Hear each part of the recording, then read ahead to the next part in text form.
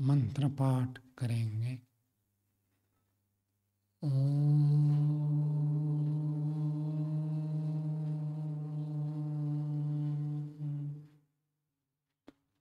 सहना भवतु सहनौ भुनक्तु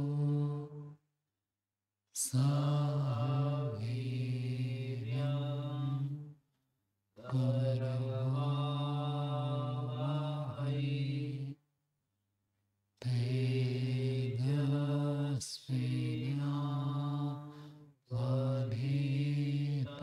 तेजस्विनावधीतमस्तु मा विद्विषावहै।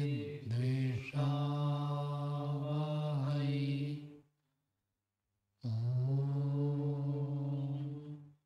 शान्ति शान्ति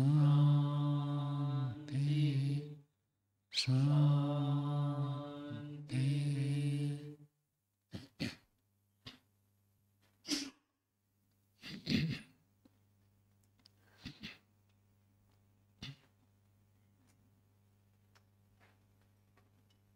न्याय दर्शन की 131वीं कक्षा है। न्याय दर्शन में चतुर्थ अध्याय का प्रथम अनेक हम पढ़ रहे हैं। उसमें 60वें सूत्र तक हो गया था, आज 61वें सूत्र से पढ़ेंगे। तो भूमिका बना रहे। फलार्थिनश्च इदं ब्राह्मणं जरामर्यं वा एतत् सत्रं यद् अग्निहोत्रं दर्शपूर्णमासौ च इति। प्रसंग ये चलाया था कि जो भी मनुष्य जन्म लेता है उसके ऊपर 3 ऋण होते हैं। ऋषि ऋण, देव ऋण और पितृ ऋण। तो 3 ऋण के कारण से व्यक्ति की मुक्ति नहीं हो सकती, क्योंकि पैदा हुआ तो 3 ऋण है और इस 3 ऋण को चुकाने के लिए कर्म करेगा। तो जब 3 ऋण को चुकाने के लिए कर्म करेगा तो मुक्ति कैसे होगी? मुक्ति के लिए कर्म करेगा तो मुक्ति होगी, 3 ऋण को चुकाने के लिए कर्म करेगा तो मुक्ति नहीं होगी। और उसी पक्ष में पूर्व पक्षी ने ये भी कहा था कि जो 3 ऋण में से देव ऋण है, देवता उनसे जो हमको प्राप्त हुआ उस ऋण को हम चुकाने के लिए यज्ञ करते हैं। ये यज्ञ कर्म कब तक करना है? मृत्यु तक, शरीर जराजीर्ण होने तक, मृत्यु तक करना है। तो जराजीर्ण मृत्यु तक करेंगे तो फिर आप संन्यास लेकर योगाभ्यास करके मुक्ति को प्राप्त करेंगे, ये तो संभव ही नहीं है। ऐसे पूर्व पक्षी ने प्रस्तुत किया था। प्रकारांतर तो ये निकलता है कि संन्यास लेना पड़ेगा तभी मुक्ति होगी। बिना संन्यास के यज्ञ करते करते मुक्ति तक पहुंच जाए ये नहीं हो सकता। अनुक्ष से इसमें ये भाग निकलता है। जो आप यज्ञ करेंगे जरा मरिया, शरीर जराजीर्ण और मृत्यु तक करेंगे तो अपवर्ग के लिए, मुक्ति के लिए जो जो विधान है उनको करने के लिए आपके पास समय नहीं है। फिर वो नहीं करेंगे तो मुक्ति की प्राप्ति नहीं हो सकती। ऐसे पूर्व पक्षी ने प्रस्तुत किया था। सिद्धांति उसका उत्तर देता है कि ऐसी बात नहीं है। फलार्थिनश्च इदं ब्राह्मणं, ये जो ब्राह्मण ग्रंथ का वचन है, फलार्थिनः कौन सी व्यक्ति है? हनुमान जी। फलार्थिनः षष्ठी है। फलार्थिनः कृते इदं ब्राह्मणम, उसके लिए ब्राह्मण ग्रंथ का वचन है। जरा मरियम, जरा शरीर जब तक जीर्ण शीर्ण हो जाए, मरियम मृत्यु हो जाए, तब तक एतत् सत्रम, ये सत्र है। यद अग्निहोत्रम, जो अग्निहोत्र है, और दर्श पूर्णमास च, दर्श पूर्णमास ये जो यज्ञ है, दर्श पूर्णमास अमावस्या पूर्णिमा, उसमें जो यज्ञ करते हैं, ये जो कहा गया ये किसके लिए कहा गया? कि जब तक आप जराजीर्ण हो जाए, जब तक आपकी मृत्यु न हो जाए तब तक आपको यज्ञ करना है। जो व्यक्ति फल की कामना करता है, तो प्रश्न उठाए कथम, कैसे पता चलता है कि ये जो व्यक्ति सुख चाहता है उसके लिए विधान है? ऐसे कैसे पता चलता है? 61वां सूत्र प्रस्तुत कर रहे हैं। सूत्र बोलिए, समारोपणात् आत्मनि अप्रतिषेधा। समारोपण, आरोपण, आरोपण का अर्थ करना स्थापित करना, सम्यक रूप से आरोपण करने से। किसमें? आत्मा में। आप लोगों ने सुना होगा 3 प्रकार की अग्नि होती है, एक दक्षिणाग्नि, एक गारापत्य अग्नि और एक आहवनीय अग्नि। तो ये जो अग्नि है, जब तक गृहस्थ में रहेंगे, दर्श पूर्णमास, अमावस्या पूर्णिमा की यज्ञ करेंगे तो ये 3 यज्ञ, 3 अग्नि चाहिए। इन 3 अग्नि में अलग अलग प्रक्रिया है, उससे आहुति देकर अमावस्या पूर्णिमा का यज्ञ पूरा करते हैं। लेकिन इस अग्नि को आत्मा में समारोपण करने का विधान है, तो इसका मतलब संन्यास लेने का विधान है। इसलिए आत्मा में अग्नि का समारोपण का विधान होने से संन्यास आश्रम का प्रतिषेध नहीं होता है। पूर्व पक्षी क्या कहना चाहता था? जरा मृत्यु तक आपको यज्ञ करना पड़ेगा, तो संन्यास कब लेंगे, योगाभ्यास कब करेंगे, मुक्ति कैसे प्राप्त करेंगे? सिद्धांत कह रहा है मरते तक करना नहीं है, क्योंकि जब संन्यास लेता है तब अग्नि को आत्मा में समारोपण करता है, तो मरते तक सकाम कर्म करेगा ऐसा नहीं है। संन्यास ले लेगा तो मुक्ति हो जाएगी। भाष्य देखिए, प्राजापत्यम इष्टिम निरूप्य तस्याम सारोवेदस्यम हुत्वा आत्मनि अग्निन समारोप्य ब्राह्मण प्रव्रजेत् इति श्रूयते। ये भी एक ब्राह्मण ग्रंथ का वचन है, लगभग ये सतपथ ब्राह्मण में होना चाहिए। प्राजापत्याम इष्टिम, प्राजापत्य नामक एक इष्टि है। इष्टि का अर्थ क्या होता है? यज्ञ। तो संन्यास लेने से पहले एक बड़ा यज्ञ करते, उस बड़े यज्ञ में जो उसका नाम है प्राजापत्य इष्टि। तो प्राजापत्याम इष्टिम निरूप्य, निरूपण करके, निश्चय करके, चयन करके, तस्याम सार्ववेदसम हुत्वा, सार्ववेदसम हुत्वा, सारे वेद मतलब आपने सर्ववेद यज्ञ सुना होगा, कठोपनिषद वहीं से आरंभ होता है। कठोपनिषद का आरंभ वहीं से होता है। कौन यज्ञ करता है? गौतम गोत्र के उद्दालक मुनि, जो नचिकेता जी के पिताजी है, सार्ववेदस यज्ञ करते। सार्ववेदस यज्ञ उसका नाम इसलिए है क्योंकि आपके पास जो कुछ भी है सब कुछ अर्पण कर देना होता है। संन्यास से पहले जो बैंक अकाउंट है उसमें जितने रुपए जमा है सबको बांट देना पड़ेगा, रख नहीं सकते। पीछे के धन नहीं ले सकते। पीछे के जो माता पिता भाई बंधु पुत्र पुत्री संबंध हो उन सबको छोड़ना पड़ेगा। और पीछे के जो डिग्रियां हैं, जिस नाम से जाने जाते थे, उसको भी सबको छोड़ना पड़ेगा। सब कुछ छोड़ना होता है। ये नहीं कह सकते कि इनके साथ मेरा संबंध है। सबके साथ बराबर बराबर संबंध होना चाहिए। और धन में भी ऐसी स्थिति होनी चाहिए। धन के साथ मेरा संबंध नहीं बनाना है। जो हमसे अधिक उपयोगी है उसके लिए हम दे सकते हैं, और हम दूसरों से अधिक उपयोगी है तो हम दूसरों से ले सकते हैं। लेकिन संन्यास से पहले जो होता है सब कुछ त्याग करना पड़ता है। स्वामी श्रेयस्पति जी को पूछ रहा था, वो कह रहे थे सब खाली कर दिया था अकाउंट। उनके पास तो ज़्यादा था ही नहीं, बाकी जो संन्यास दीक्षा ली तो विद्वानों को बुलाया, तो विद्वानों को कुछ कुछ उनके सामर्थ्य के अनुसार दक्षिणा दी। कुछ खाने पीने में खर्च हुआ तो सारा खत्म हो गया कह रहे थे। ऐसा संन्यास लेना पड़ता है। और परिवार वाले तो किसी को बुलाए नहीं थे, ऐसे होना है। परिवार वाले आ सकते हैं, उसमें मना नहीं है, लेकिन आप उनको मेरे परिवार वाले ऐसे नहीं समझना। बोलना भी नहीं है, मानना भी नहीं है। ना बोलना एक अलग चीज़ है, मन में भी ऐसे भावना नहीं होनी चाहिए ये मेरे है। न धन के साथ, न परिवार के साथ, न पंथ प्रतिष्ठा जो भी मान सम्मान है उनके साथ ममत्व हटाना। सार्ववेद समहुत्वा, सब संपत्ति को आहूत करके आत्मनि अग्नि समारोप्य, आत्मा में ही अग्नि को समारोपण करते हैं। क्योंकि बाहर ही अग्नि प्रज्वलित होते हैं, जैसे अभी हमारे यहाँ यज्ञ कुंड में 24 घंटा अग्नि प्रज्वलित रहती है।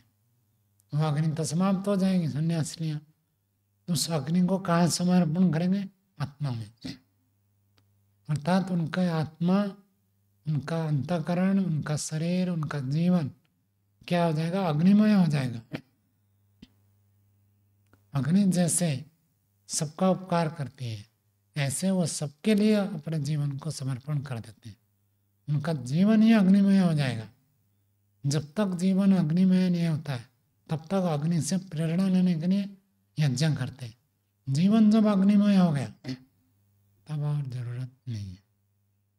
प्रेरणा लेनी थी, प्रेरणा हो गई। तो ब्राह्मण ब्रह्मणजेत, ब्राह्मण का अर्थ ब्रह्म को जानने के लिए कामना करने वाला। ब्रह्म जाने शाब्दिक रूप से जानता है, प्रत्यक्ष करना चाहता है, तो ऐसे ब्रह्म के प्रति निष्ठावान, ब्रह्म के प्रति जिज्ञासु प्रव्रजेत, संन्यास लेवे। इति श्रूयते, ऐसे सुनाई देता है। तेन विजानीमः, उससे हम जानते हैं। प्रजा मित्ता लोकेशणाभ्यो मिथ्यास्य निवृत्ते फलार्थित्वे समारोपणम विधीयते। उससे विजानीमः, हम लोग जानते हैं कि प्रजा अर्थात पुत्रेषण, वित्तेषण, लोकेषण, इन 3 ऐषणाओं से मिथ्यतस्य, विशेष रूप से जो ऊपर उठ गया उसको कहेंगे मिथ्यित।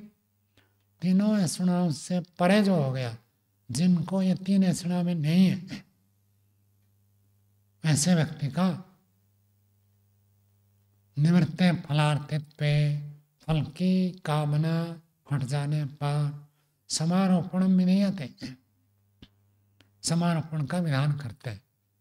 जब तक फल की कामना है तब तक नहीं ले सकते। हमें संन्यास लेना ऋषि मेला में, तो मैंने ये कहा कि संन्यास के लिए योग्य कौन है?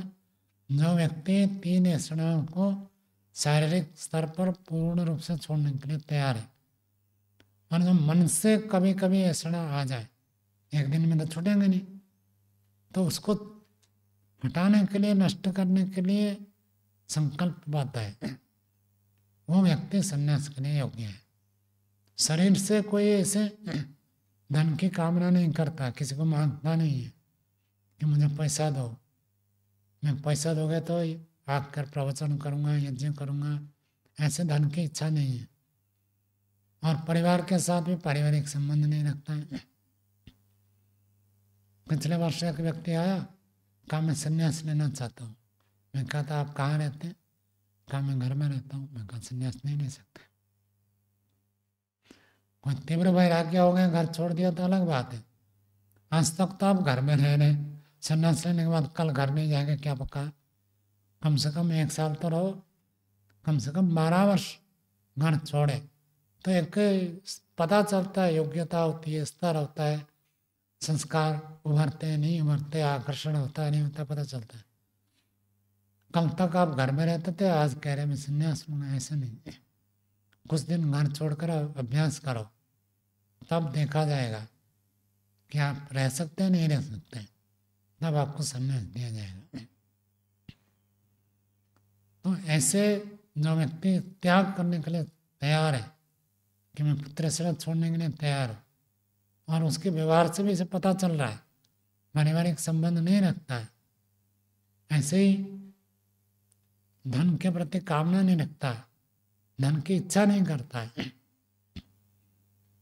मांगना तो एक बड़ी बात हो गई, उससे भी पहले मांगने की जो इच्छा होती है, मुझे धन मिल जाए, ये भावना भी हटानी पड़ती है। खाने की इच्छा कर सकते, भूख लगेगी भोजन करेंगे, वस्त्र चाहिए वस्त्र लेंगे, धन की इच्छा नहीं कर सकते, तभी संन्यास नहीं योग्य है।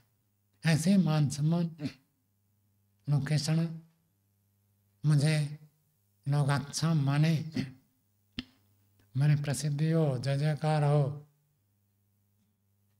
अखबार में मेरा फोटो छपे, आजकल तो टीवी हो गए, समाचार में मेरा नाम प्रकाशित हो, ऐसी इच्छा नहीं होनी चाहिए।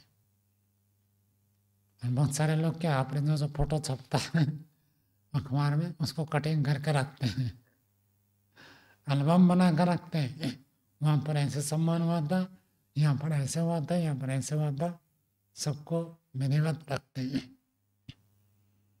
चलो सूचना की दृष्टि से रख भी दिया और दिखाते भी, कोई आए मिलने के लिए, कहने को मेरा यहाँ सम्मान हुआ था, वहाँ सम्मान हुआ था। ये क्या है? लोकेशन है।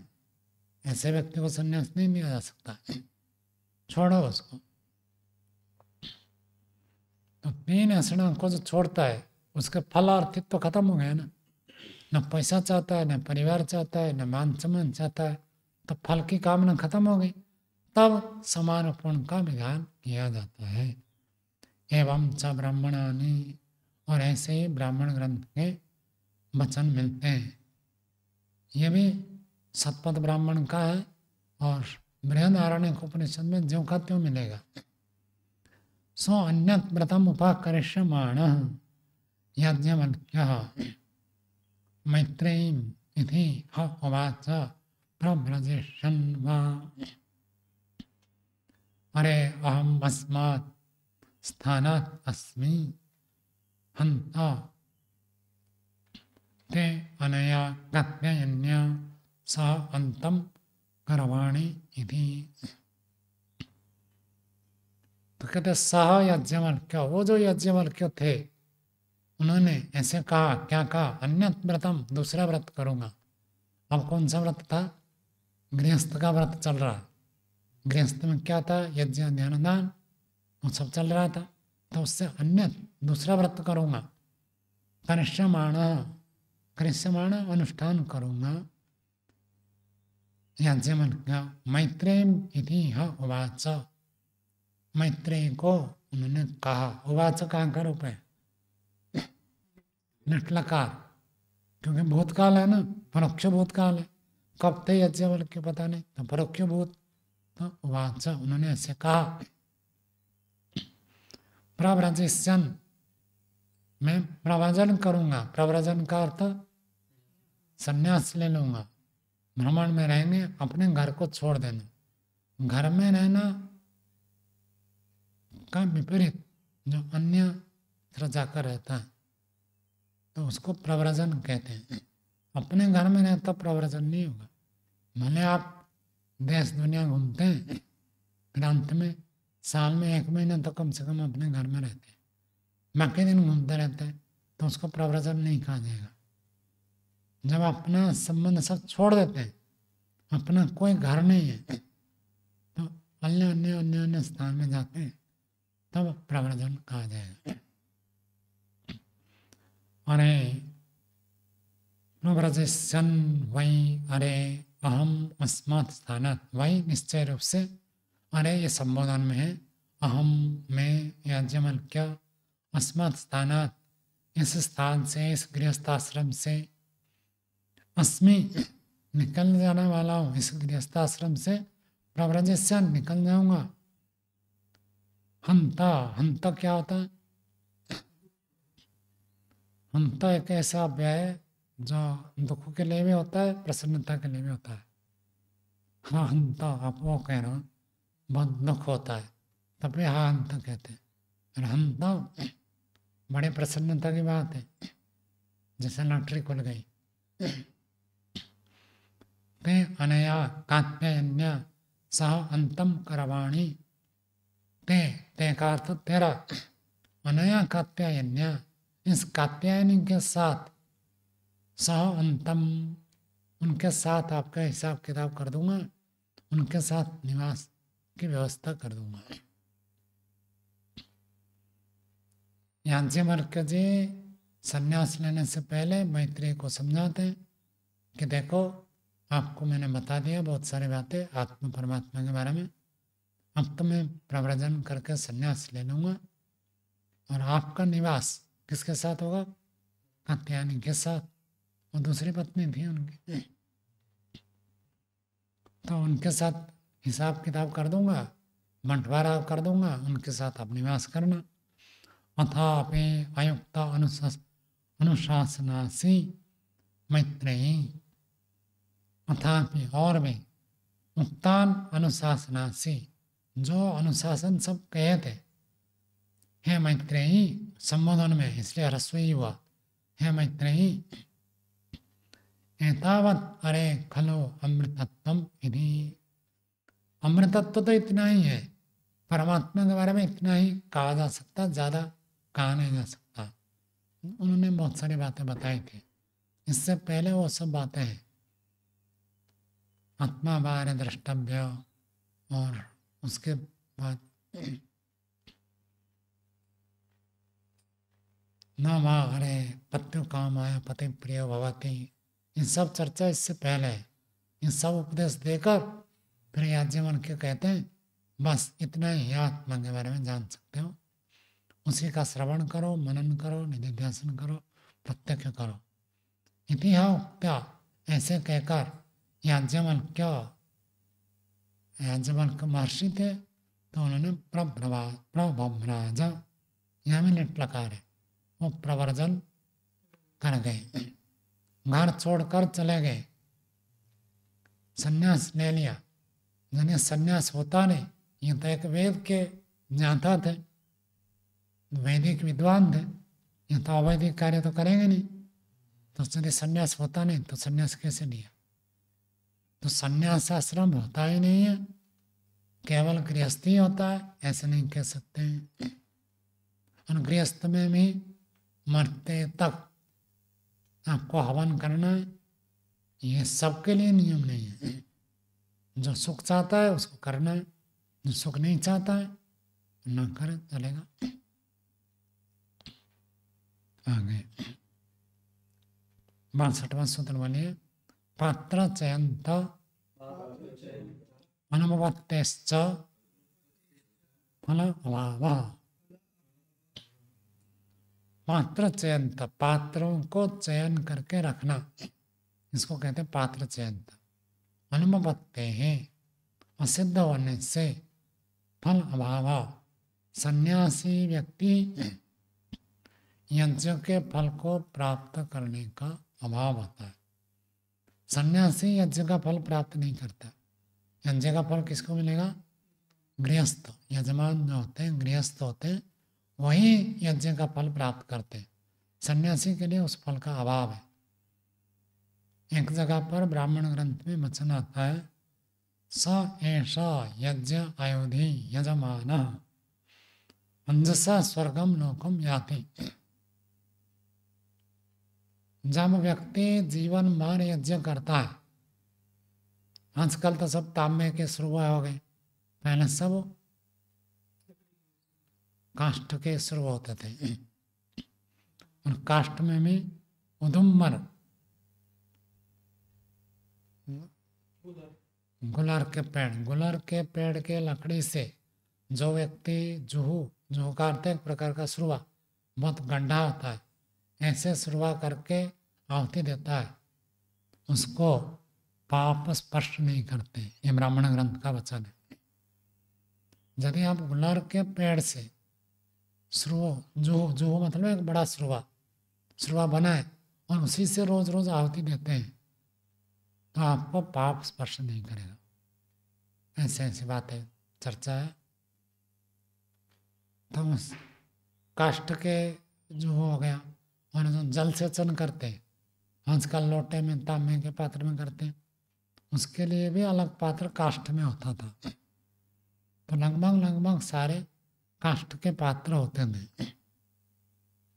और जब वो कोई व्यक्ति जीवन भर करता था और उसकी कोई चीज़ बच जाए तो क्या करते हैं लोग आजकल, वो जाकर स्मशान में उसके साथ जला देते हैं या फेंक देते हैं, ऐसे तो करते हैं। और वैदिक व्यवस्था में हर व्यक्ति जब गृहस्थ में जाता है, माता पिता अपना अग्नि अलग रखते हैं, वो अपना यज्ञ अलग करते हैं। और बेटा भी गृहस्थ है तो वो अलग यज्ञ करेगा। और मानो उसका भी बेटा गृहस्थ बन गया, पोता भी अलग यज्ञ करेगा। और सबके पात्र अलग अलग होंगे, एक ही पात्र में सब नहीं करते थे। और जब व्यक्ति की मृत्यु हो जाए, उसके जो यज्ञ के पात्र है उनको सब उसके अंत्येष्टि के साथ जब व्यक्ति को सुलाते हैं, उसके साथ साथ उसके यज्ञ के पात्र सब रख देते थे। जैसे कोई सैनिक जाता है, उसके पास क्या होता है, अस्त्र शस्त्र होते हैं, आयुध कहते हैं संस्कृत में। तो ऐसे ही यज्ञ के पात्र रूपी आयुध होता है, उसको इसलिए कहा यज्ञ आयुधि। यज्ञ ही जिसका आयुध है, यज्ञ ही जिसका अस्त्र है, यज्ञ ही जिसके शस्त्र है, ऐसे यज्ञ करने वाला व्यक्ति शत्रु का विनाश करना तो भी यज्ञ करके करता था। तो उसमें यज्ञों को बड़ा शस्त्र माना गया था। ऐसे व्यक्ति की जब मृत्यु हो जाए तब क्या करते थे, उसके सारे काष्ठ के पात्र कोई सिर के पास, कोई हाथ के पास, ऐसे सब रख देते थे। उसके शरीर जब जलता है वो यज्ञ के पात्र भी जल जाते थे। जो व्यक्ति का, जिस व्यक्ति का अंत्येष्टि संस्कार ऐसे हुआ है,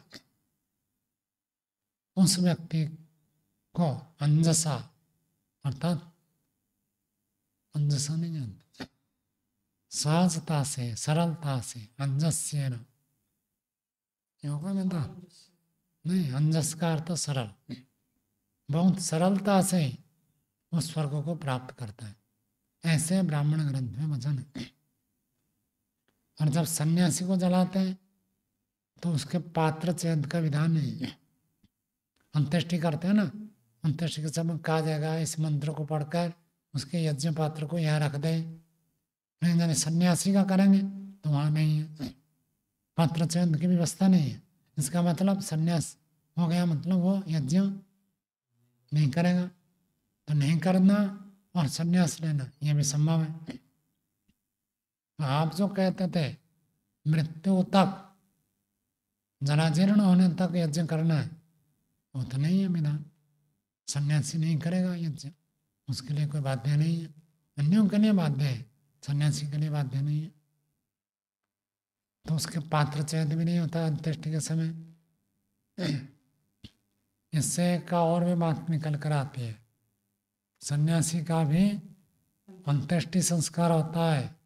आजकल जो ये अद्वैत मतवादी वाले होते हैं, उपनिषद और मनुस्मृति के ठीक अर्थ न समझ कर कहते सन्यास हो गया तो अग्नि स्पर्श नहीं करेगा, उसको गाड़ देते हैं मिट्टी में। वो ठीक नहीं है, स्पष्ट लिखा है अंत्येष्टि होगा, पात्र चयन तो नहीं होगा। और वो स्वस्थ जो सकाम कर्म करते हैं उनके अंत्येष्टि होता है। ये तो निष्काम कर्मी था इसलिए अंत्येष्टि नहीं होगा। अंत्येष्टि तो होगी लेकिन उसके पात्र चयन तो नहीं होंगे। वैसे देखिए, जरा मरे च कर्मणि अविशेषेण कल्प्यमाने सर्वस्य पात्र चयन्तानि कर्माणि इति प्रसुज्यते। जरा मरे च कर्माणि, जरा मरे, जरा जीर्ण होने तक, मृत्यु होने तक कर्म करने का यदि विधान मानेंगे, अविशेषेण, अविशेष समान, समान रूप से सबको मृत्यु तक यदि यज्ञ करना ऐसे कल्पना करें तो सर्वस्व पात्र चयन्तानि, सब मरने के बाद उनके यज्ञ के पात्र को चयन करना है, अर्थात अग्नि के चिता में रखना। कर्माणि, ये कर्म प्रसज्यते, प्राप्त होता है। तत्र ऐषणा व्युत्थानम न श्रूयेत।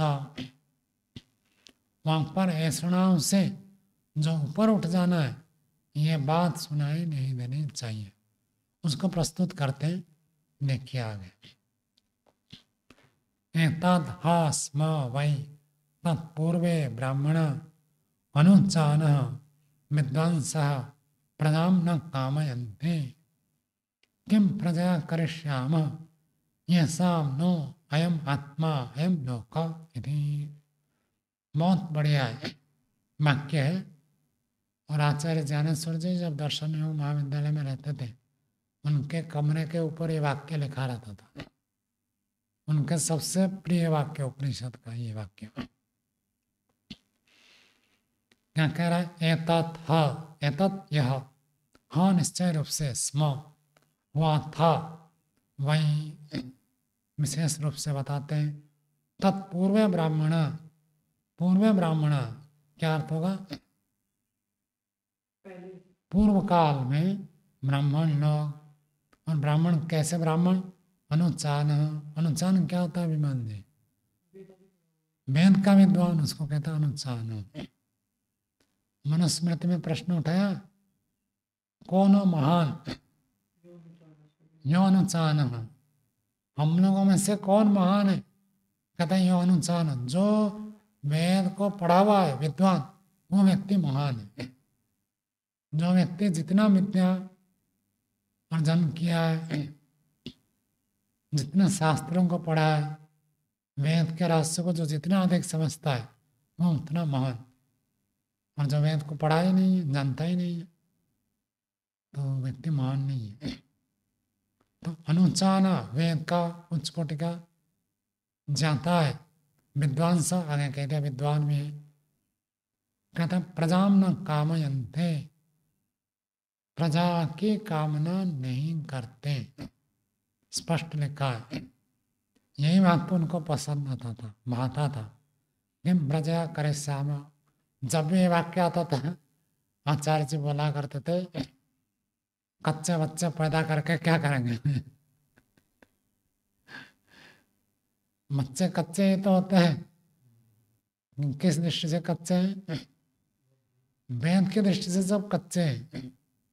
जो वेद के अनुसार चलता है वो पक्का, और जो वेद के विपरीत चलता है वो कच्चा है। आजकल जो बच्चे पैदा होते हैं, पक्के होते हैं कच्चे होते हैं? सारे कच्चे तो वही कहते थे वो। किम प्रजा करे से, वो मैं ऐसे प्रजा से क्या करेंगे? और आचार्य बलदेव जी का भी आपको सुनाया था। वो कहते थे गाय गाय को पैदा करती है, घोड़ा घोड़ा को पैदा करता है, हम हैं साधु, हम क्या पैदा करेंगे? साधु को पैदा करेंगे। जो साधु बनेगा अर्थात नैष्ठिक निष्ठा लेगा, आजीवन ब्रह्मचर्य व्रत में रहेगा, उसी को वो प्रवेश देते थे। इतना उनका कठोर नियम था। और भी बड़े बड़े नियम रखते थे, उसी को कहते हैं। वही कि वो उनके से ये बात चली है कि नैष्ठिक ब्रह्मचारी बनो। बच्चे बच्चे पैदा करके क्या करोगे? इतने कितने जन्म हो गया, कितने बच्चे पैदा कर चुके हैं, कितने जा चुके हैं, हो चुका है। बस इस जन्म में बच्चे पैदा नहीं करना है। नैनीता जी तो इस लाइन में आ गई। किम प्रजा करिष्यामः, प्रजा उत्पन्न करके, संतान उत्पन्न करके क्या करेंगे? येषाम नो अयम आत्मा अयम लोकः। येषाम, येषाम का अर्थ जो विद्वान है, उन विद्वानों का, हम विद्वानों का, न का अर्थ क्या है? अस्माकम, अस्माकम येषाम, जो वो हम लोग हैं। कौन हम लोग हैं? विद्वान, अनुचान, वेद का जानकार, ब्राह्मण। तो हमारा अयम आत्मा अयम लोकः क्या अर्थ है? यही आत्मा ही लोक है। लोक का अर्थ लोक दर्शनीय। हमारे लिए दर्शनीय क्या है? बच्चे हमारे लिए दर्शनीय नहीं है, हमारे लिए आत्मा ही लोक है, दर्शनीय है। बस आत्मा को जानकर तृप्त होते हैं, और दूसरे लोग बच्चों से तृप्त होते हैं वो कहते ये आत्मा ही हमारे लिए लोक है, प्रजा लोक की अलग से आवश्यकता नहीं। यदि इस प्रकार ते हाँ वे लोग निश्चित रूप से स्म ऐसे होते थे, पुत्रेषणायाश्च वित्तेषणायाश्च लोकेषणायाश्च मिथ्याया अथ भिक्षाचर्यं चरन्ति इति। पुत्रेषणा से हम बता दिया था पिछले सूत्र में, पुत्र का अर्थ केवल पुत्र नहीं है, पुत्र भी पुत्रेषणा में आता है, शिष्य भी आता है, माता पिता भाई बंधु पारिवारिक संबंध जो है सब इसमें आ जाएंगे। और जब पारिवारिक संबंध नहीं है शिष्य, वो भी पुत्रेषणा में आता है। शिष्य की ऐसणा में पुत्रेषणा है, मेरे बहुत शिष्य हो जावे, ये भी पुत्रेषणा है। और शिष्य मेरी प्रसिद्धि कराए तो ये लोकेषण है, बहुत शिष्य हो जाए तो ये पुत्रेषण है। तो पुत्रेषणा से और वित्तेषणा धन संपत्ति से ऊपर उठ जाते थे। और भी जगह बताते हैं, उनको कुंभेधान्य कहते हैं। विद्वान शिष्ट पुरुष होते थे कुंभेधान्य, घड़ा भर भर के रखते थे बस, उससे ज्यादा नहीं। तो पुत्रेषणा से वित्तेषणा से धन की ऐसणा, धन की कामना से, लोकेषणा और लोकेषण मान सम्मान की इच्छा से, इच्छा नहीं करेंगे। कोई सम्मानित करता है, कोई मान देता है, वो उसकी मर्जी है। मेरे अंदर से अपनी नहीं इच्छा नहीं होनी चाहिए कि लोग मेरा सम्मान करें, लोग मेरी पूजा करें, लोग मुझे अच्छा माने, जरूरी नहीं है। अथा मिथ्याय, इनसे ऊपर उठकर अथा भिक्षाचरण चरन्ति, भिक्षा आचरण करते हैं। पूर्व काल में ब्राह्मण विद्वान वेद के पढ़े हुए जानता ऐसे होते थे, वहां तक पहुंचना होता था उनको। 3 ऐसणा को छोड़कर पार करें। ऐसणाभ्यश्च व्यथितस्य पत्र चयन्तानि कर्माणि नोपपद्यन्ते। ऐसणाओं से, ये जो ऐसणा पुत्रेषणा वित्तेषणा लोकेषणा, इनसे जो ऊपर उठ गया उसके पात्र चयन नहीं होते। अंत्येष्टि के समय उसके यज्ञ के पात्र लाकर रखते नहीं है। पात्र चयन्तानि कर्माणि नोपपद्यन्ते, प्राप्त नहीं होते। न अविशेषेण कर्तुः प्रयोजकम फलम भवति इति। अविशेषण समान रूप से कर्ता को प्रयोजक फल नहीं होता है। जो फल होता है सबको समान रूप से प्राप्त हो, ये नियम नहीं है। जो भोजन बनता है, क्या सारा भोजन सभी लोग खाते? किसी को सर्दी जुकाम है तो वो कहेगा मैं चावल नहीं खाऊंगा, रोटी खाऊंगा। और किसको गर्मी है तो कहेगा मैं रोटी नहीं खाऊंगा, चावल खाऊंगा। तो अलग अलग होता है। फल सबको समान रूप से नहीं होता है। जिसकी कामना है वह यज्ञ करेगा, यज्ञ का फल प्राप्त करेगा। जिसकी कामना ही नहीं है उसके लिए विधान नहीं है। तो मृत्यु तक सब यज्ञ करे ऐसे कोई बात नहीं है। आगे कर चातुराश्रम्य विधान च इतिहास पुराण धर्म शास्त्रेषु एकाश्रम्य अनुभवति। चातुराश्रम विधान, चारों आश्रमों का विधान होने से इतिहास पुराण धर्म शास्त्रों में एक आश्रम की अनुपत्ति है। पूर्व पक्षी ने क्या कहा था कि देखो जो ब्राह्मण ग्रंथ वचन है, जय मान हो भाई ब्राह्मण, जो ब्राह्मण ग्रंथ है उसमें तो संन्यास का कोई विधान ही नहीं है। सिद्धांत उसका उत्तर देना है। आप कह रहे हैं विधान नहीं है, चातुराश्रम विधान, 4 आश्रमों का विधान होने से, कहाँ पर 4 आश्रमों का विधान है? कहता इतिहास। इतिहास देखो, याज्ञवल्क्य जी हमारे इतिहास है। पहले गृहस्थ में थे, बाद में संन्यास लिया, तो संन्यास आश्रम होता ही नहीं है, ये कहना ठीक नहीं है। इतिहास में पुराणों में तो भरा पड़ा है। और आगे कहते हैं धर्मशास्त्र, अलग अलग धर्मशास्त्र है। गौतमीय धर्मशास्त्र, जैमिनीय धर्मशास्त्र, बहुत सारे धर्मशास्त्र भी है। उन धर्मशास्त्र में 4 वर्ण 4 आश्रम का वर्णन है। मनुस्मृति भी एक धर्मशास्त्र है। मनुस्मृति में भी 4 आश्रम का विधान है और 4 वर्णों का विधान है। 4 वर्ण भी है, 4 आश्रम भी है। तो आप कैसे कहते हो कि केवल गृहस्थ आश्रम है, संन्यास आश्रम होता ही नहीं है। एक आश्रम में अनुमति, एक ही आश्रम कहना यह सिद्ध है। आगे तद अप्रमाणम इति चेत न प्रमाणेन प्रामाण्य अभ्युज्ञानात्।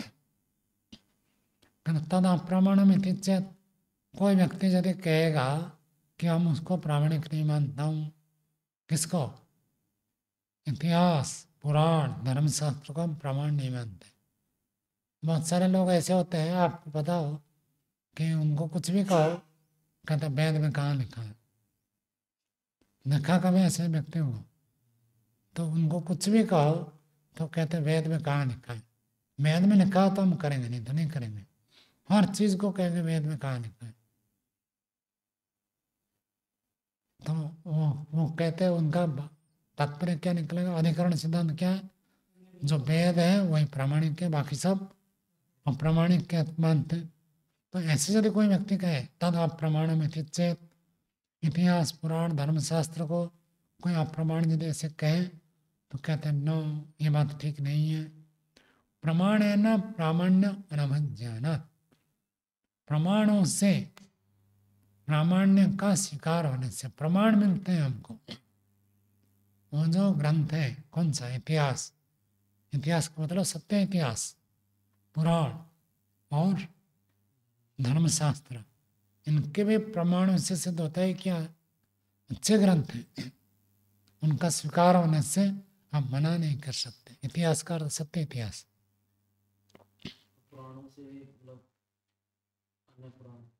पुराण का अर्थ आज जो प्रचलित पुराण उसको नहीं है, आप ऋग्वेद आदि भाषा में उनका पढ़े। महर्षि दयानंद ने लिखा है, जिसको आप कहते पुराण, ये पुराण नहीं है, तो नवीन ग्रंथ है। तो फिर पूछा पुराण क्या है? पुराण का अर्थ उनका ब्राह्मण और नाराशंस और पुराण और एक कल्प, ऐसे कुछ 5 नाम गिनाए ब्राह्मण ग्रंथ के। सबसे पुराना तो ब्राह्मण है। वेद पुराना है, लेकिन वेद मनुष्य रचित नहीं है। मनुष्य रचित में सबसे पुराना है ब्राह्मण। तो इसलिए उनको भी प्रमाण मानना में ऐसे नहीं कह सकते। और बहुत सारे ग्रंथ लुप्त हो चुके हैं, आजकल उपलब्ध नहीं है, तो वो सब अच्छे होंगे पुराण। हम आजकल पुराण नाम से सब उल्टे प्रचार कर दिए। उस पुराण में ऐसे लिखा, उस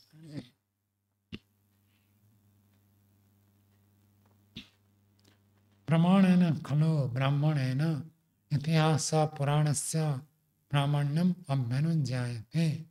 प्रमाणेन, प्रमाणों से, खलु निश्चित रूप से, ब्राह्मणेन, ब्राह्मण ग्रंथ से, इतिहास पुराणस्य प्रामाण्यम अभ्युज्ञायते। इतिहास और पुराण की प्रामाणिकता स्वीकार की जाती है। ब्राह्मण ग्रंथ ये बताता है कि इतिहास में प्रामाणिक है, झूठा इतिहास नहीं है। आजकल जैसे राजाओं के खुशाबंद होते हैं, वो अपने राजा को बढ़ा चढ़ाकर प्रशंसा करके लिख देंगे, इनके जैसे राजा न कोई हुआ न कोई होगा। ये इतिहास नहीं, ये तो अतिशयोक्ति है। अभी भी हमारा इतिहास लिखा जाता है। जो संसद में निर्वाचित होकर आते हैं, वो सब इतिहास में रिकॉर्ड होता है। पहले से भी इतिहास लेखन की प्रक्रिया चली है। तो ये इतिहास नहीं, वास्तव में जो सत्यवादी इतिहास है, रामायण एक इतिहास का ग्रंथ है, महाभारत एक इतिहास का ग्रंथ है। जैसे जैसे कल्प वहाँ पर घटनाएं, पात्रों का वर्णन किया गया, वो सत्य है, क्योंकि उनका रचयिता ऋषि महर्षि लोग थे। रामायण को महर्षि वाल्मीकि ने लिखा है। वाल्मीकि जी सत्यवादी थे और महाभारत को व्यास जी ने लिखा है। मूल महाभारत व्यास एक प्रामाणिक व्यक्ति थे, तो उन्होंने लिखा तो वो प्रामाणिक माना जाएगा।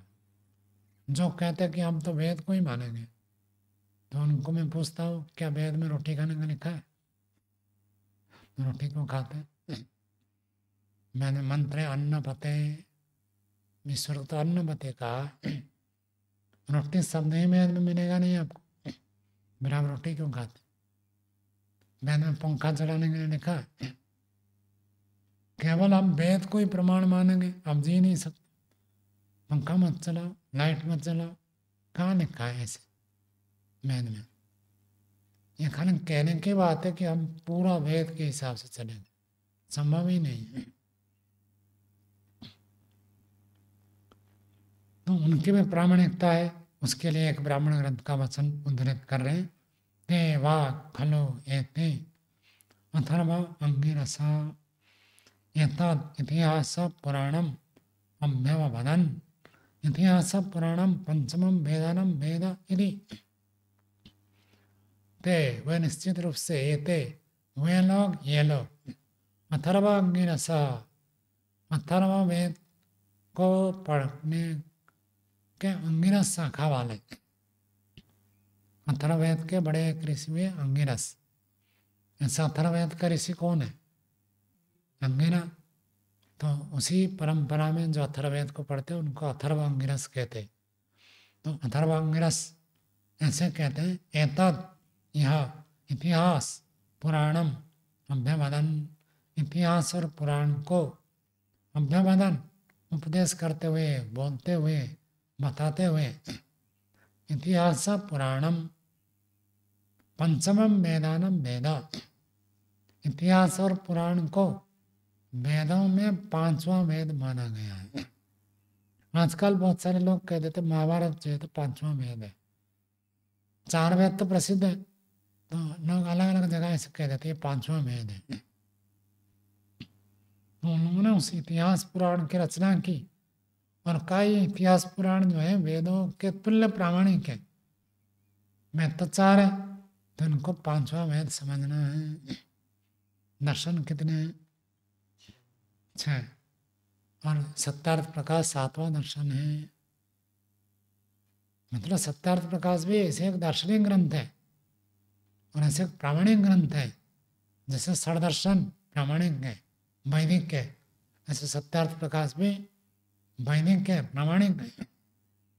इनको 7वां दर्शन में कहता तो कोई दोष नहीं। ऐसे उन लोगों ने इतिहास पुराण की रचना करके कहा ये वेदों में पांचवा वेद समझना, अर्थात बहुत प्रामाणिक है। तस्मात् अयुक्तम एतद् अप्रामाण्यम, उसको अप्रामाणिक कहना ये ठीक नहीं है, क्योंकि ये तो मनुस्मृति में लिखा है। बहुत सारे लोग यज्ञ में प्रश्न उठाते हैं कि भाई आप अयंत इंद्मा आत्मा से आहुति देते हैं, यह तो वेद में नहीं है। ठीक है, वेद में नहीं है, गृह सूत्र में है। बहुत सारे मंत्र है ना उसमें जो वेद में नहीं है। माक बाक ये वेद मंत्र नहीं है, गृह सूत्र आदि में है। तो केवल वेद में हो तभी प्रयोग करेंगे ऐसा कोई नियम नहीं है। अन्य में ऋषियों के ग्रंथ हो वो भी प्रामाणिक होते हैं, उनको अप्रामाणिक कहना ठीक नहीं है। अप्रामाण्ये च धर्मशास्त्रस्य प्राणमृतां व्यवहार लोपात् लोकोच्छेद प्रसंग। अप्रामाण्य जाने उसको अप्रामाणिक मानेंगे तो धर्मशास्त्र का अप्रामाणिकता मानने पर प्राणमृतां, प्राण को धारण करने वाले, प्राण का भरण पोषण करने वाले अर्थात प्राणी समुदाय, मनुष्य जगत, मनुष्य समाज, व्यवहार लोप हो जाएगा। इसलिए लोकोच्छेद प्रसंग, लोक का उच्छेद होने का प्रसंग है। संसार चलेगा ही नहीं। इसको आप ऐसे समझिए, पहला संविधान कौन सा है? मनुस्मृति को मानते हैं और राजा भी थे और पहले बार उन्होंने कानून बनाए। कैसे नियम कानून राज्य व्यवस्था चलेगी उसको मनुस्मृति ने बनाया और उसी के आधार पर शासन चलता था। यदि उसको हटा दे तो क्या राज्य चल सकता था? क्या नहीं चल सकता था। आज यदि प्रत्येक देश में कुछ न कुछ नियम कानून है, यदि नियम कानून हटा दिया जाए तो देश चलेगा क्या? देश तभी चल रहा है जब नियम कानून है। तो नियम कानून आज के हिसाब से हम उसको कह देते हैं संविधान, कॉन्स्टिट्यूशन। और उस समय उसका नाम क्या था? धर्मशास्त्र। तो धर्मशास्त्र का अर्थ संविधान। तो संविधान के बिना तो लोक व्यवहार चलेगा ही नहीं। तो संविधान से ही देश चलता है, संविधान से ही राष्ट्र का संचालन होता है, संविधान से ही राज्य का पालन होता है। तो धर्मशास्त्र को प्रामाणिक न माने तब तो व्यवहार लोप हो जाने से संसार ही खत्म हो जाएगा। थोड़े दिन में यदि कहते भी ना लोग पुलिस ना हो तो हम जीवन जी सकते हैं क्या? कोई भी आएगा किसी का छीन लेगा। जिसके पास बल है, जिसकी लाठी उसके भैंस हो जाएगी। आपके घर में संपत्ति है, 10 लोग आएंगे छीन लेंगे, क्या करेंगे आप? अभी तो पुलिस के डर के कारण से नहीं करते। पुलिस कैसे चलता है? संविधान से। तो ये सब नियम है। और दूसरी बात कहते हैं दृष्टे प्रवक्त्रे सामान्य च अप्रामाण्य अनुमति ही। दृष्टा और प्रवक्ता सामान्य होने से अप्रामाण्य कहना ठीक नहीं होता है। भाष्य में और स्पष्ट किया, देखिए, यह एवं मंत्र ब्राह्मण से द्रष्टारा प्रवक्तारश्च ते खलु इतिहास पुराणस्य धर्मशास्त्रस्य च इति। कहते हैं जो लोग मंत्र ब्राह्मण का दृष्टा होते हैं, वेद मंत्र का दृष्टा होते हैं, ब्राह्मण ग्रंथ के साक्षात्कार करने वाले होते हैं, और प्रवक्ता उसको व्याख्या करने वाले, पढ़ाने वाले, समझाने वाले होते हैं, ते खलु वही ऋषि लोग इतिहास पुराणस्य धर्मशास्त्रस्य च इति। वही लोग इतिहास का, पुराण का, धर्मशास्त्र के प्रणेता होते हैं। नया कानून कौन बना सकता है? हमारे वैदिक शास्त्र में, वैदिक सिद्धांत में, वैदिक मान्यता में नया कानून बनाने का अधिकार ऋषि को है, बस। महर्षि दयानंद ऋषि थे, इसलिए उन्होंने कहा कि आप इतने मंत्रों से आहुति दे दो, यज्ञ में ऐसे जल सेचन करो, ये करो, वो करो, इसके बाद ये करो। वो विधान कर सकते हैं। जो ऋषि नहीं है वो विधान, नया विधान नहीं कर सकता।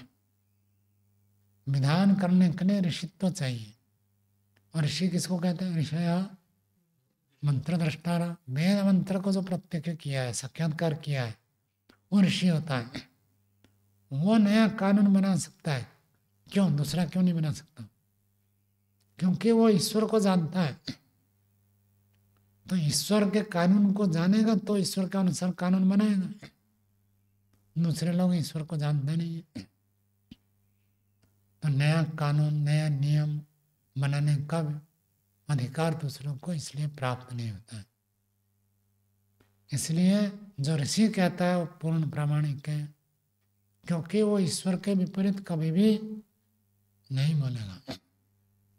उनके अंदर रजस्तम निर्मुक्ता, ज्ञान तपो बले न, ये रजगुण तमगुण से मुक्त हो चुके हैं। उनके अंदर ऐसी स्थिति नहीं कि वो झूठ बोल दे। सत्यम मक्षन्ते ते कस्मात् अनृतम। हम चाहते हुए भी पूर्ण सत्य बोल नहीं पाते, झूठ कभी बोल देते हैं। ऋषि लोग ऐसे होते हैं जो कभी झूठ बोल ही नहीं सकते, ऐसी योग्यता होती है। तो ऋषि एक विशेष दर्जे के होते हैं। ईश्वर के नियम, कानून, अनुशासन और लाभ हानि दूरदृष्टा होते हैं। दूर तक वो समझ पाते हैं क्या कल्याणकारी है, क्या अकल्याणकारी। तो इसलिए वो नियम बना सकते हैं, दूसरा नहीं। तो इतिहास हो, पुराण हो, धर्मशास्त्र हो, जो ऋषियों के द्वारा प्रणीत हैं वो प्रामाणिक है। स्वामी मिर्जानंद जी ने महर्षि दयानंद को व्याकरण महावस्या आदि पढ़ाया था और एक मूल एक सूत्र दे दिया, एक चाबी दे दिया कि कौन सा ग्रंथ अच्छा है, कौन सा ग्रंथ खराब है। तो उन्होंने कहा भाई जो वेद के अनुकूल है वो आर्ष है और जो वेद के विपरीत है वो अनार्ष है। अनार्ष को छोड़ो, कचड़ा है, जो आर्ष है उसको पकड़ो। महर्षि ने सब जगह लागू किया, हर ग्रंथ को कस कर देखा। वेद के विपरीत बात लिखी है, 5 कसौटी है ना, 5 कसौटी में कस कर देखा, वेद से वेद उसमें प्रथम कसौटी है, तो वेद के विपरीत हो गए तो हटाते गए, ये अनार्ष, ये अनार्ष, अनार्ष, आर्ष अनार्ष का एकदम क्षीर नीर के विवेक के समय भाग कर दिया। ये बात यहाँ कहते हैं, जो व्यक्ति वेद मंत्र का साक्षात्कार किया है और वेद मंत्र का व्याख्यान करता है, वो जने कोई दूसरी बात भी बताता है वो भी ठीक है।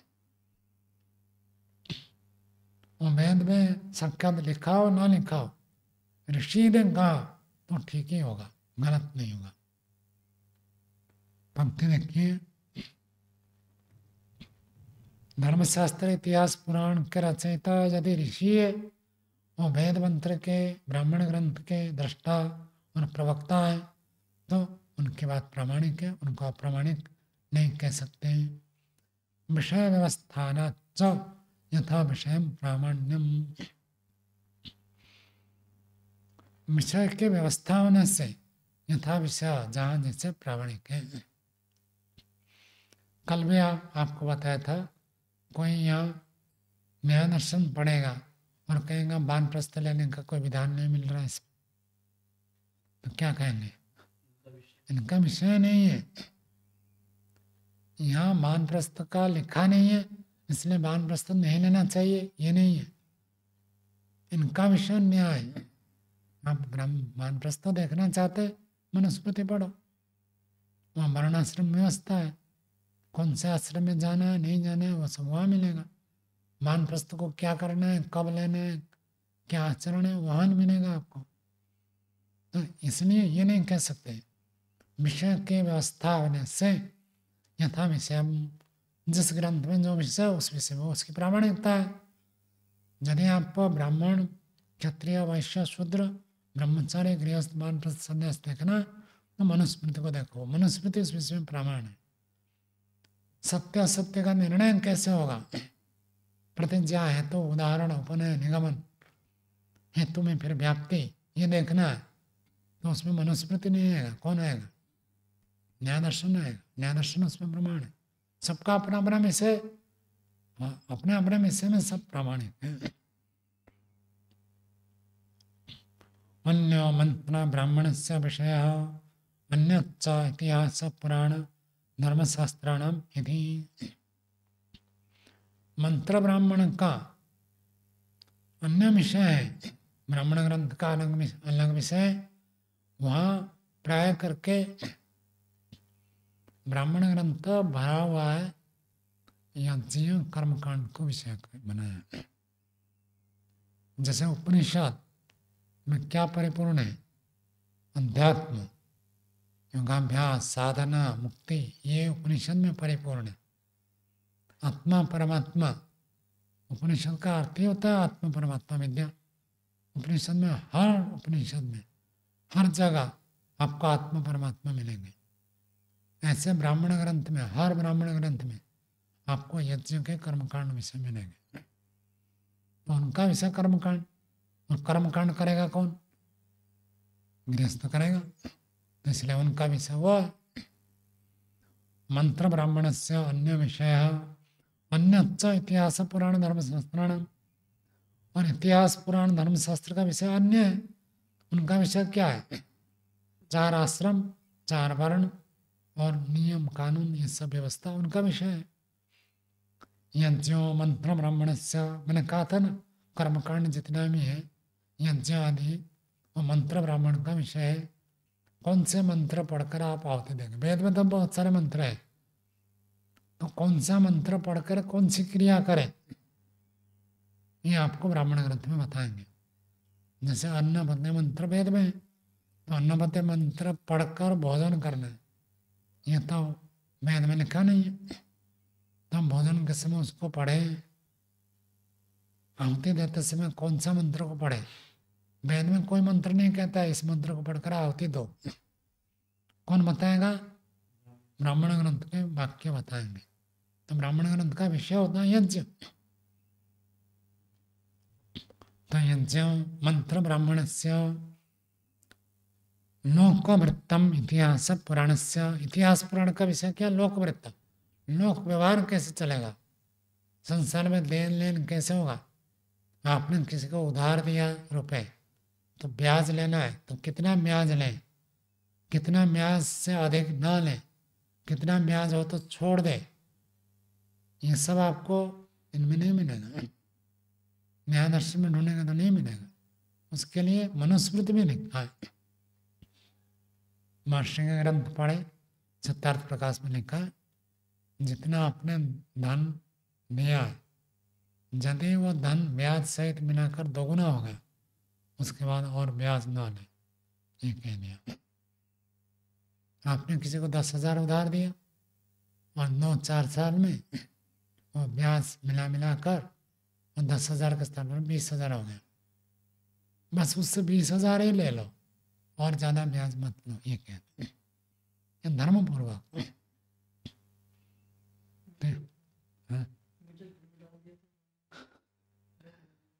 वहाँ तो कोई व्यक्ति दे नहीं रहा ना, व्यक्ति के ऊपर हो तो उसके ऊपर शोषण हो जाता है, उसके जो आर्थिक क्षमता है वो घट जाती है। जो अन्य आजकल जैसे म्यूचुअल फंड होते हैं, बैंक में आप एफडी करते हैं, और भी होता है ना, क्या कहते हैं उसको, शेयर मार्केट, याद नहीं आ रहा था ना, शेयर मार्केट होता है। उसमें तो क्या है, उस पैसे को लेकर वो प्रयोग करते, उससे लाभ कमाकर आपको देते हैं। किसी भी कोई व्यक्ति अपने उससे नहीं देता ना, और वहाँ कम भी तो हो जाता है। तो इसलिए वहाँ ये नियम लागू नहीं होगा, डबल हो जाता और ना दे, क्योंकि वहाँ कोई व्यक्ति नहीं दे रहा है। उस पैसा का उन्होंने विनियोग किया, उससे लाभ कमाया और लाभ से आपको थोड़ा दे रहा, तो अच्छी बात है। आपने जितना कमा उतना लाभ। ये तो आप खुद व्यवसाय न करके दूसरे से व्यवसाय कर रहे हैं, ऐसे हो गया। इन्वेस्टर, वही इनकी भाषा में कह रहा हूँ। तो जैसे व्यवसाय के लिए नहीं कहा ना कि आपने 10 लाख लेकर बिजनेस आरंभ किया और 10 लाख जब 20 लाख हो जाए तो बिजनेस बंद कर दे, ये नहीं कहा ना। तो ये तो एक प्रकार बिजनेस हो गया, चाहे शेयर मार्केट हो, म्यूचुअल फंड हो, बैंक के एफडी हो। आपने बैंक में एफडी कर दिया, वो आपके पैसे को थोड़ी रखे रहते हैं, वो लेकर ब्याज देते हैं, और बैंक में जमा करेंगे तो जितना ब्याज मिलता है, ऋण लेंगे तो उससे ज़्यादा ब्याज देना पड़ता है। आपने ही जमा किया और आपको अचानक ज़रूरत पड़ गई, आपने ब्याज उधार लिया बैंक से, लेन, उसको आपने तोड़ा नहीं, आप उसी के एगेंस्ट में, उसके आधार पर आपने ऋण लिया, तो आपको ब्याज ज़्यादा देना पड़ेगा। वो ऐसे नहीं छोड़ते, इसलिए उसमें तो कोई पाप नहीं है।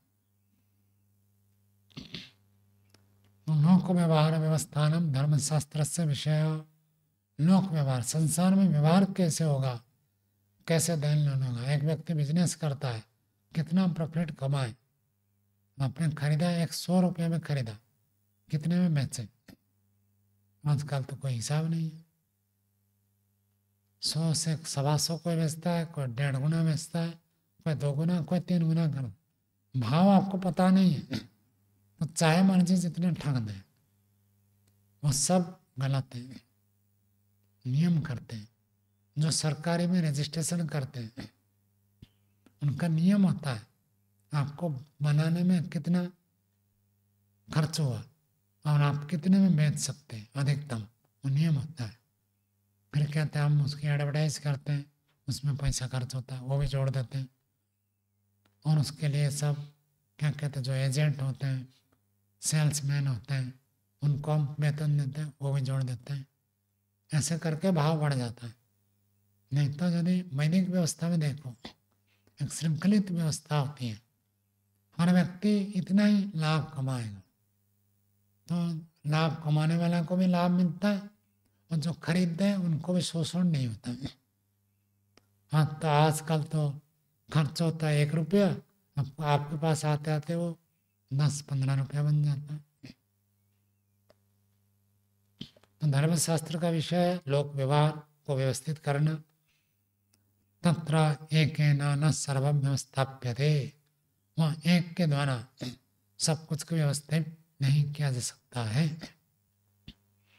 मतलब एक व्यक्ति सारी बातों की व्याख्या कर दे, फिजिक्स की भी व्याख्या, केमिस्ट्री की भी व्याख्या, न्याय की व्याख्या, योग की व्याख्या, सब एक कर दे, एक शास्त्र में हो जाए, ये नहीं हो सकता। यथा विषयम एतानि प्रमाणानि इंद्रियादेवत इति। यथा विषय, जिसका जो विषय है, एतानि प्रमाणानि, ये सारे शास्त्र प्रमाण होते हैं। जैसे इंद्रियादिवत, रूप के बारे में प्रमाण कौन सा है? आँख इंद्रिय। आपने कहा कि छू कर देखा मैंने ये लाल है, तो प्रमाण नहीं होगा। आँख से देखा लाल है, तब तो प्रमाण है। आँख रूप के विषय में प्रमाण है। और देखकर आपने कह दिया देखो ये बहुत लाल लाल दिख रहा है, जरूर तीखा होगा, तो ये प्रमाण होगा क्या? नहीं होगा। चख करके देखो, तीखा रस के बारे में प्रमाण कौन है? जीवा। आंख प्रमाण नहीं है, आंख से देख दिया, देख लिया, कह दिया तो हलवा जैसे दिख रहा है, मीठा होगा। मीठा हो सकता है, नहीं भी हो सकता है। कभी कभी चीनी भूल जाते हैं और आपने आँख से देखा खीर है, बढ़िया है, आप सोचेंगे बहुत मीठा होगा। मीठा ना होकर फीका भी होता है। आजकल तो सब जगह पर 2 प्रकार बनाते हैं, मीठा फीका, क्योंकि जिनको डायबिटीज होता है फीका खाते हैं, तो उनके लिए अलग बनाते हैं। देखने में तो सेम दिखेगा, लेकिन एक में मीठा होता है, एक में फीका होता है। आँख उसमें प्रमाण नहीं है। कौन प्रमाण है? जीवा, रसना इंद्रिय प्रमाण है। जैसे एक एक इंद्रिया अपने अपने विषय में प्रमाण है, ऐसे एक एक शास्त्र अपने अपने विषय में प्रमाण है। तो एक बात का निराकरण कर दिया। पूर्व पक्षी ने कहा था ऋण के कारण से मुक्ति नहीं होगी, उस बात का निराकरण हो गया। कोई ऋण नहीं है, जो मुक्ति के लिए प्रयत्न करेगा उसके ऊपर कोई ऋण नहीं है, सब ऋण उसके लिए माफ। जैसे आजकल भी क्या होता है, सरकार ऋण माफ कर देता है, माफ कर देता है, छूट कर देता है। तो समझ में आया अनमोल जी? जो भी आपने उधार लिया माता पिता से, ऋषियों से, गुरुजनों से और संसार से, सब माफ हो जाएगा। कब? यदि आप मुक्ति को प्राप्त करें तो। सांसारिक सुख भोगेंगे तब फिर वह लोन चुकाओ। पीछे भी आपको बताया था, कोई कंपनी दिवालिया हो जाए तो उसके उधार लोन को छोड़ना ही पड़ता है। और मानो उसके पास बैंक बैलेंस है, दूसरे बैंक से लोन लिया है, तो उसको छूट होगी क्या? नहीं होगी, उसको तो भरना पड़ेगा। ऐसे कहना चाहते हैं। आगे यह पुनरेतात् क्लेशानुबन्धात् क्लेशानुबन्धस्य अविच्छेदात् इति। और जो ये कहा था क्लेश के अनुबंध होने से, क्लेश का अनुबंध अविच्छेद, क्लेश हमेशा लगे रहते हैं, इसलिए मुक्ति नहीं होगी, ऐसे पूर्व पक्षी ने कहा था। ऋण के कारण से उधार है आपके पास, पितृ ऋण, ऋषि ऋण, देव ऋण, 3 ऋण है, इसलिए मुक्ति नहीं होगी। दूसरी बात कहा था क्लेश तो हमेशा लगा रहता है। क्या बताया था? जन्म होते हुए क्लेश से युक्त होकर जन्म होता है और मरते समय क्लेश से युक्त होकर मरता है। जन्म के समय में क्लेश, मरते समय में क्लेश, तो मुक्ति कैसे हो जाएगी? तो उसका उदाहरण देते हैं कि क्लेश से रहित भी होता है। बहुत सारे लोग पूछते हैं कि आप मुक्ति कहते हैं तो मुक्ति का कोई ट्रायल तो दिखाओ, नमूना तो दिखाओ, मुक्ति होती है कैसे पता चलेगा? और मुक्ति कैसे होती है, कोई नमूना यदि हो तो हम विश्वास करेंगे। हम क्या कहते हैं, मुक्ति में क्या होता है, सारे दुख निवृत्त हो जाते हैं और नित्य आनंद की प्राप्ति होती है। सांख्य दर्शन में महर्षि कपिल ने एक बढ़िया सूत्र बनाया, सुसुप्ति समाधि मोक्षेषु ब्रह्मोपदा, समाधि सुसुप्ति मोक्षेषु, समाधि में, सुसुप्ति में और मोक्ष में ब्रह्म के तुल्य हो जाता है जीवात्मा में। ब्रह्म कैसे होता है, एक भी दुख नहीं है और हमेशा नित्य आनंद में रहता है। मोक्ष में ऐसे होता है, तो लोग पूछते हैं मोक्ष होता है तो इसका नमूना क्या है, तो उदाहरण दो। जैसे हम कहेंगे वहाँ बहुत बढ़िया आश्रम है, तो आप कहेंगे कैसे पता चलेगा, तो कहते देखो यहाँ जैसे आश्रम है ना, यज्ञशाला है, रोज यज्ञ होता है, सात्विक भोजन होता है, ऐसे ही वहाँ पर तो नमूना को देखने से विश्वास होता है। आजकल सब घर बनाते हैं, पहले नमूना एक बना देते हैं लोगों को दिखाने के लिए कि ऐसे बिल्डिंग बनेगा, आप खरीदो, तरह से बुकिंग करो। तो मुक्ति होती है, नमूना क्या है, उदाहरण क्या है, तो उसको प्रस्तुत कर रहे हैं। 63वां सूत्र बोलिए, सुषुप्तस्य स्वप्न अदर्शने क्लेश अभावात् अपवर्गः। सुषुप्तस्य, गाढ़ निद्रा में जब व्यक्ति सो जाता है तब कोई स्वप्न भी नहीं दिखता है। स्वप्न में भी सुख दुख होता है, बढ़िया स्वप्न देखेंगे तो सुख होता है सांसारिक, और कोई भय का स्वप्न देखेंगे तो दुख होगा, गलत चीज का स्वप्न देखेंगे तो दुख होगा। लेकिन जब स्वप्न भी नहीं देखते हैं, गाढ़ निद्रा में सो जाते हैं, तो कोई क्लेश नहीं रहता है। स्वप्न में तो क्लेश बने रहते हैं, तो गाढ़ निद्रा में क्लेश अभाव, क्लेशों का अभाव होने से अपवर्ग, दिन भर व्यक्ति क्लेशों से परेशान रहता है, और ये एक वरदान है। क्या, निद्रा, गाढ़ निद्रा एक वरदान है। गाढ़ निद्रा आ जाए तो सब क्लेश शांत हो जाते हैं, तो मन का विश्राम होता है।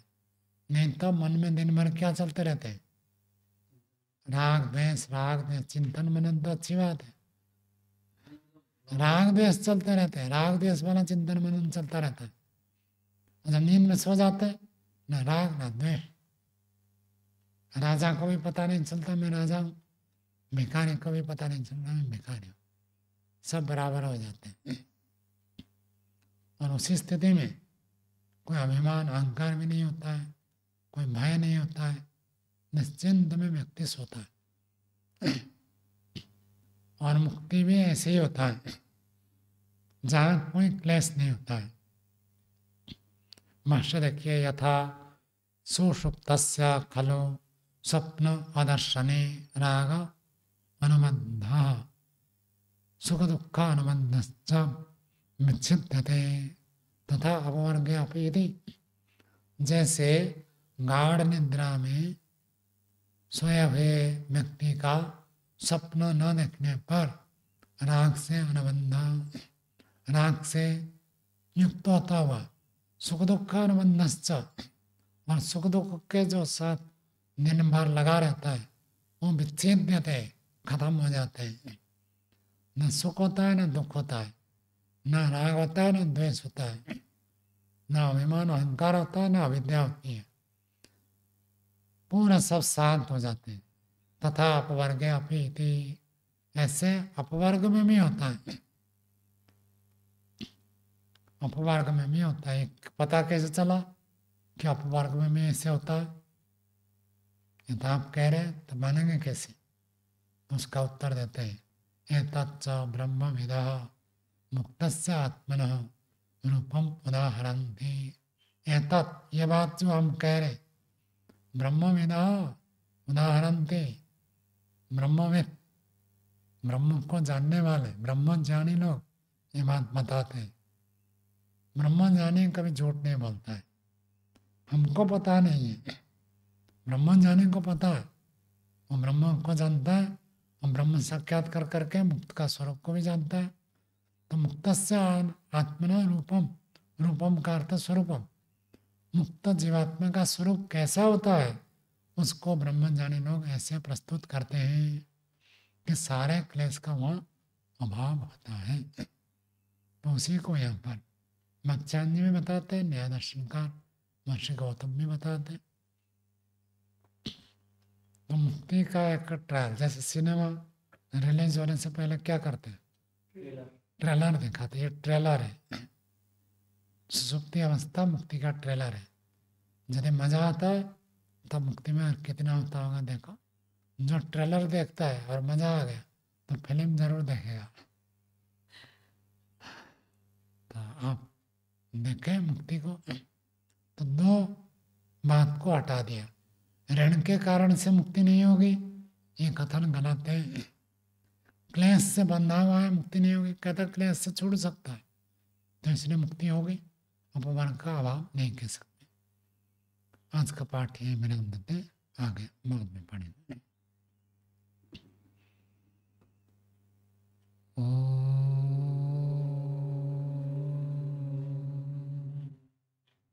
शांति शांति शांति।